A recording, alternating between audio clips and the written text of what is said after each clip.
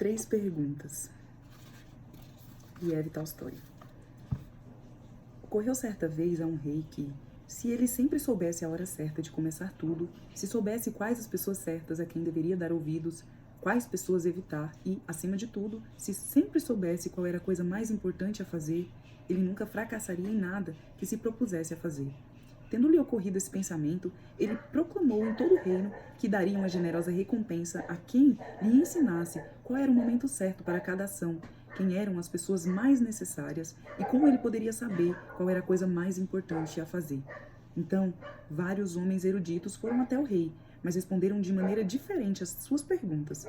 Em resposta à primeira pergunta, alguns disseram que, para saber o momento certo para cada ação, era preciso fazer uma planilha com antecedência de dias, meses e até anos, e segui-la estritamente. Somente assim, disseram, tudo poderia ser feito em seu devido tempo.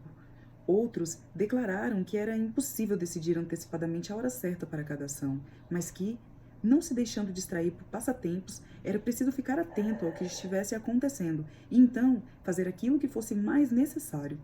Outros ainda disseram que, por mais atento que o rei fosse ao que estava acontecendo, era impossível um homem decidir com acerto a hora correta para uma ação, mas que ele deveria ter um conselho de homens sábios que o ajudariam a escolher a hora certa para tudo.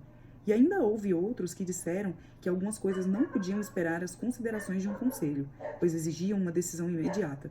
Mas, para tomar essa decisão, era preciso saber de antemão o que iria acontecer, e somente mágicos podiam saber disso. E que, portanto, para saber a hora certa para cada ação, era preciso consultar mágicos. Da mesma maneira, várias foram as respostas para a segunda pergunta. Alguns disseram que as pessoas de quem o rei mais precisavam eram os conselheiros. Outros ainda disseram que eram os padres. Outros, os médicos. E outros disseram que os guerreiros eram os mais necessários. A terceira pergunta, sobre a qual era a ocupação mais importante, alguns responderam que a coisa mais importante do mundo era a ciência.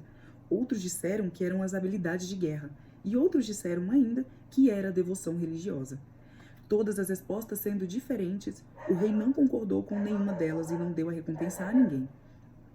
No entanto, ainda ansioso para encontrar as respostas certas para suas perguntas, decidiu consultar um ermitão, amplamente conhecido por sua sabedoria. O ermitão morava em um bosque de onde nunca havia saído e não recebia ninguém, somente pessoas humildes, do povo.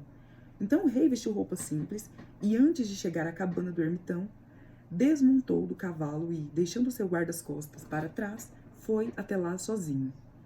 Quando o rei se aproximou, o ermitão estava cavando a terra na frente da cabana. Ao ver o rei, ele o cumprimentou e continuou cavando. O ermitão era frágil e fraco e, cada vez que enfiava a pá, revolvia a terra, ficava ofegante. Cada vez que enfiava a pá e revolvia a terra, ficava ofegante. O rei foi até ele e disse: Vim procurá-lo, sábio ermitão, para lhe fazer 3 perguntas. Como posso aprender a fazer a coisa certa no momento certo? Quem são as pessoas de quem mais preciso e, portanto, a quais devo dar ouvidos entre tantas? E quais assuntos são os mais importantes, que necessitam de minha atenção imediata? O ermitão ouviu o rei, mas nada respondeu. Apenas cuspiu na mão e recomeçou a cavar. Você está cansado, disse o rei. Dê-me a pá que o ajudarei um pouco. Obrigado, disse o ermitão, e, entregando a pá ao rei, sentou-se no chão. Depois de cavar 2 canteiros, o rei parou e repetiu as perguntas. O ermitão novamente não respondeu, mas levantou-se, estendeu a mão para pegar a pá e disse: Agora descanse enquanto eu trabalho um pouco. Mas o rei não entregou a pá e continuou a cavar. 1 hora se passou e mais outra. O sol começou a se pôr atrás das árvores e o rei finalmente enterrou a pá na terra e disse: Vim procurá-lo, sábio homem, em busca de respostas às minhas perguntas. Se não pode me responder, diga e irei embora. Aí vem alguém correndo, disse o ermitão. Vejamos de quem se trata. O rei virou-se e viu um homem de barba correndo de dentro do bosque. Ele tinha as mãos pressionadas sobre o abdômen e havia sangue escorrendo por entre os dedos. Quando chegou perto do rei, ele caiu no chão, gemendo e desfalecendo. O rei e o ermitão desabotoaram a roupa dele. Ele tinha um enorme ferimento na barriga, na altura do estômago. O rei lavou o ferimento da melhor maneira que pôde e o enfaixou com seu lenço e com a toalha que o ermitão tinha. Mas a ferida não parava de sangrar. O rei removeu a bandagem encharcada de sangue, tornou a lavar o machucado e enfaixou de novo. Quando por fim o sangramento estancou, o homem recuperou os sentidos e pediu algo para beber. O rei foi buscar água fresca e deu-a para o homem.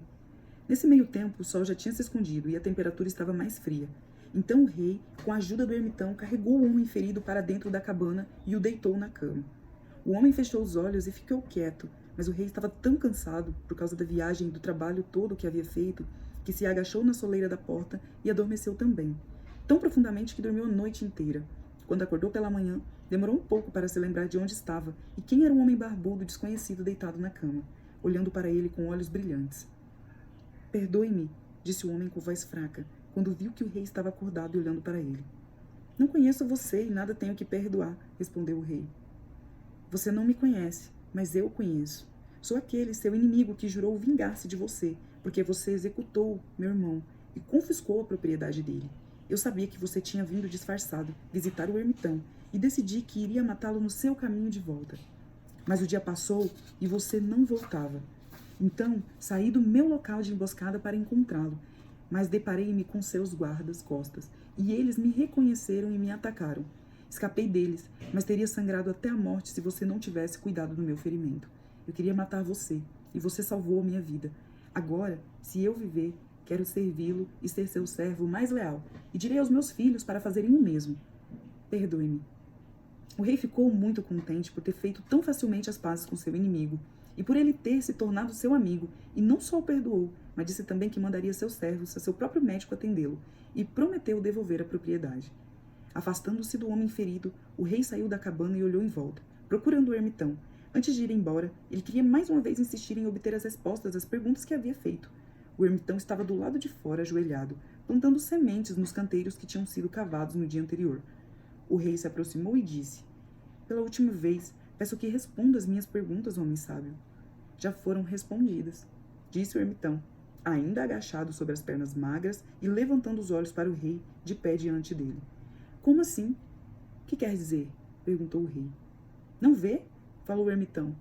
Se você não tivesse ficado com pena de mim ontem e não tivesse cavado estes canteiros para mim e tivesse seguido seu caminho, aquele homem o teria atacado e você teria se arrependido de não ter ficado aqui comigo. Então, o momento mais importante foi quando você cavou os canteiros. E eu era o homem mais importante. E ajudar-me foi sua atitude mais importante. Depois, quando aquele homem correu para nós, o momento mais importante foi quando você o socorreu, pois, se você não tivesse enfaixado o ferimento, ele teria morrido sem fazer as pazes com você. Então, ele era o homem mais importante, e o que você fez por ele foi sua atitude mais importante. E o que você fez por ele foi sua atitude mais importante. Portanto, lembre-se, há somente apenas e tão somente um momento mais importante. Agora. É a hora mais importante, porque é a única em que podemos fazer alguma coisa. O homem mais necessário é aquele que está com você nesse momento, pois ninguém sabe se depois estará com outra pessoa e se poderá fazer algo por ela. E a coisa mais importante é fazer o bem, porque esse é o único propósito da vida.